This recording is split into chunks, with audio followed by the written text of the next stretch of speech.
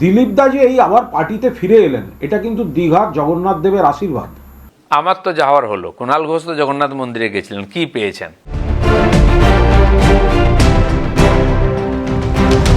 দীঘার কালচারাল সেন্টারে জগন্নাথ দর্শনকে ঘিরে বাকযুদ্ধে বঙ্গ রাজনীতির দুই ঘোষ নেতা। অমিত শাহর বৈঠকের পরেই বিজেপিতে সক্রিয় দিলীপ ঘোষ, আর তাই নিয়ে প্রতিক্রিয়া দিতে গিয়ে দীঘার জগন্নাথ দর্শনের প্রসঙ্গ তুলে বিজেপির দাবাং দিলীপ ঘোষকে খোঁজা তৃণমূলের কুণাল ঘোষের। দিলীপ দা যে এই আবার পার্টিতে ফিরে এলেন, এটা কিন্তু দীঘার জগন্নাথ দেবের আশীর্বাদ।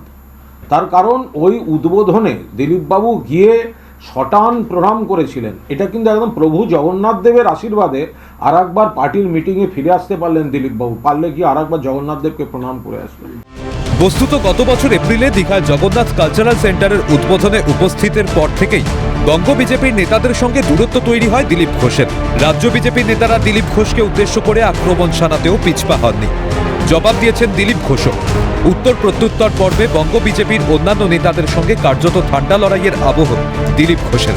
আর এই পরিস্থিতির মধ্যেই বিধানসভা ভোটের আগে দিলীপ ঘোষকে ফের সক্রিয় হওয়ার নির্দেশ খোদ অমিত শাহ। সবেজাজে বিজেপিতে ফিরে এমন কটাক্ষের জবাব দিতে দেরি করেননি দিলীপ ঘোষও। আমার তো যাওয়ার হলো, কুণাল ঘোষ তো জগন্নাথ মন্দিরে গেছিলেন, কি পেয়েছেন? না পার্টিতে সম্মান পাচ্ছেন, না সমাজে সম্মান পাচ্ছেন।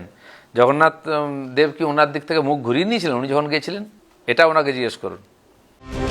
দিলীপ প্রত্যাবর্তনকে কেন্দ্র করে বিধানসভা ভোটের আগে থেকেই ক্রমশ পারদ চড়ছে বঙ্গ রাজনীতিতে। ক্যালকাটা নিউজ।